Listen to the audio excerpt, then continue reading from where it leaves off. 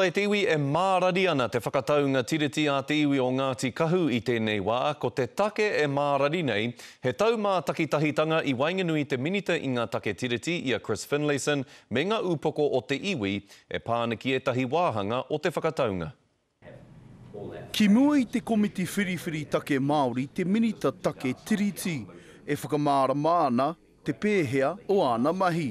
We're still working through mandate issues, and it will be no secret to you that there are divergent views as to the structure of the mandate. Kei te kōrero te minita mo te kreme tuatahi whakatakoto ki mua i te aroaro o te tribunara o Waitangi, ara mō muri whenua.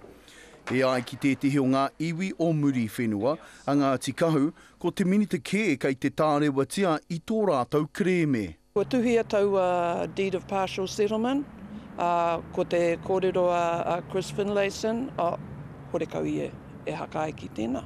Oh well. Nō reira i hoki mātou ki te tribunara. And the government's view is pretty clear on that.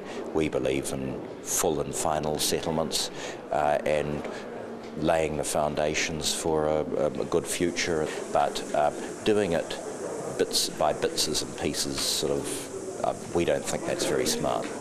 Hore kau a Chris Finlayson e hehe ana ki te hakarongo ki a Ngāti Kahu. Ka hore e hehe ana ki te hakarongo ki te tribunara. Engari, me hehe, me hakarongo atu ki wana mōkai, wana kaimahi anahe. He pōhiri kei te haere mai te minita ki a Ngāti Kahu. Ngāti Kahu, I'm shortly off to deal with the Wales case at the ICJ, and when I come back I have to go and trying to make arrangements for a meeting there.